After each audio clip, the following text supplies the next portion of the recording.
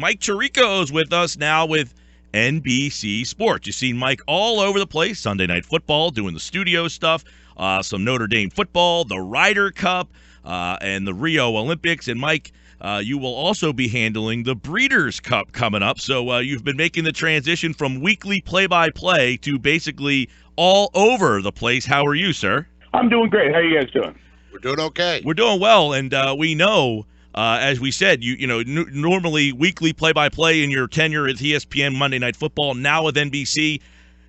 You're going to get a chance this week on Sunday night to see the Eagles and the Cowboys, so I'd like to start there in your new role. What are some of the storylines you envision seeing this week with, I guess, a pair of rookie quarterbacks might be featured in your broadcast? Yeah, of course. I think it's always the same storylines that we carry through the broadcast with Al and Chris and Michelle as well. It's first place in the division. Let's start there. It's a good division. So, one misstep and you could end up in last. I mean, realistically, if you think about it, the Giants are off. But if Washington beats Cincinnati in London and the Eagles lose, the Eagles go from playing for first to last place in the division, tied for last just like that. So it's going to be a very important year within the division. And that goes without saying because everyone's gotten off to this good start for the first half.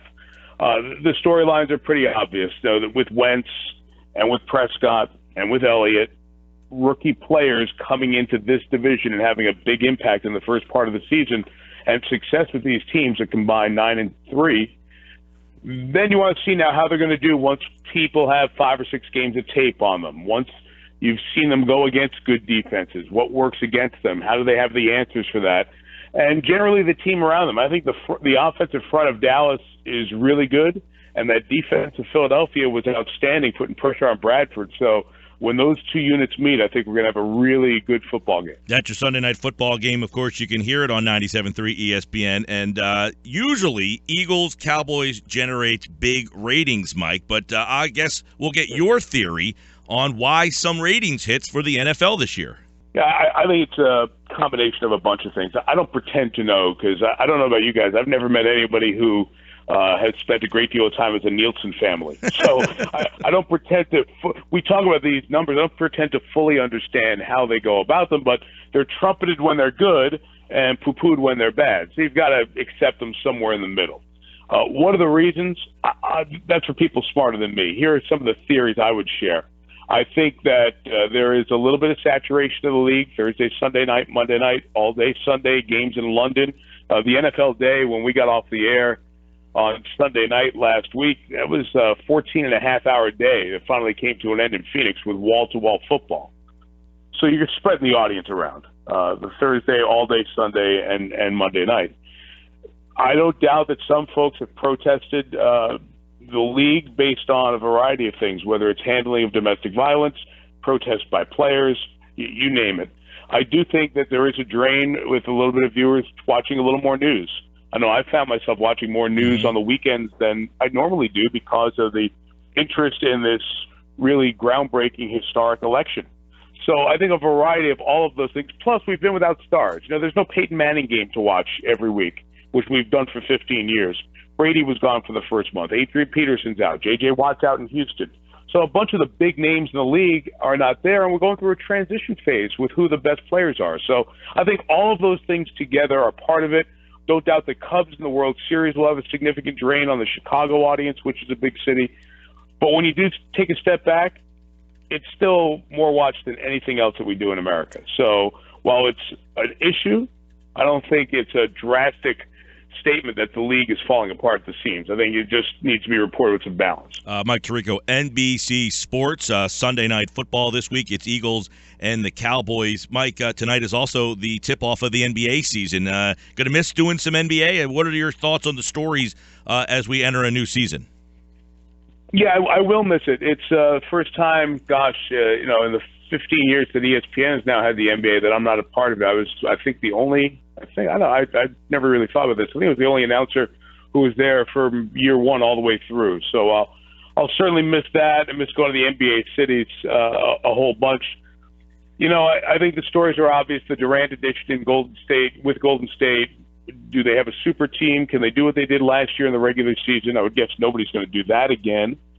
Cleveland in defending their title? What's the hurdle for them in the East? Is it an emerging Toronto team? Is anybody else good enough? There are teams I'm excited to see. The Lakers, when they get their mix together. Minnesota with Tom Thibodeau as a coach, a good young talent. I think that could be a team that will be intriguing to watch in the West. The San Antonio, life after Duncan, just a continuation of what they've done, or will they miss Tim's steadiness on and off the floor as a constant presence there? I think those are the major storylines, but really when you push back from the table, it would be injury or a significant upset, in my opinion, to not see Golden State and Cleveland get back to the finals. I don't see anybody else in either conference who's gotten significantly better that you can say they'll push one of those two teams to be the best at the end of the year. Spending a few minutes with Mike Tirico. And, Mike, one thing you didn't have to miss was the Open Championship. Seamless, able to go from one to the other, although the network changed. But your thoughts on being able to continue with what we call it the British, they call it the Open Championship. Yeah, I always tell people when we come back, you cannot buy anything at the event that says British Open. So they go, how come you don't call it that? Well, that's not the name of the event. We've made it up in America. So for whatever it's worth, that's all good. As long as people know what it is and what we're talking about, that's all fine. I would say that that event and the Ryder Cup just reminded you that golf's big events are still pretty good. And the Mickelson-Stenson duel will be remembered for a long time. It was absolutely sensational. The golf they played, the margin that they put between them and the rest of the field over the weekend. That was some great shot making. And Mickelson at 46 was right in the middle of another memorable thing for me. For as good as the Ryder Cup was this year, it was terrific. And as great as the Patrick Reed-Rory McIlroy match on Sunday and their 4-hole stretch was, the Phil Mickelson-Sergio Garcia match may go down as the best ever match at the Ryder Cup in singles. And they made 19 birdies between the two of them. They both shot 63, never backed down. Garcia essentially doing it on the road, as a road game with the crowd against him, and Mickelson doing it at 46. I think when we look back, although the Reed-McIlroy histrionics and great play got our attention, you might remember that as the best thing you ever saw at single Sunday at the Ryder Cup for 18 holes. It was really special stuff. Mike Tirico visiting with us on 97.3 to talk about the road game atmosphere. How about the atmosphere as a whole at the Ryder Cup? Because some people thought it was over the top. What was your take on the way the fans were at Hazeltine? A few people were idiots. To be honest, they were rude and loud, and they may not have been people who've been to golf events before, but their performance, their manner of expressing their joy for the U.S. went over the top and being critical of individuals there for the European side. Now, European fans heckle the U.S. guys when the event's on the other side of the Atlantic, but this crossed the line and was rude. And I agree with those who thought it was a little bit too much. In general, though, I thought Minnesota did a great job. I thought Hazeltine was terrific, and the fans, by and large, were outstanding. There were 50,000 fans there every day, which is amazing for a golf tournament. So the Ryder Cup is strong, and I think it will remain strong because the best players who showed the most passion during the event are guys like McIlroy, Reed, Spieth, all in their 20s.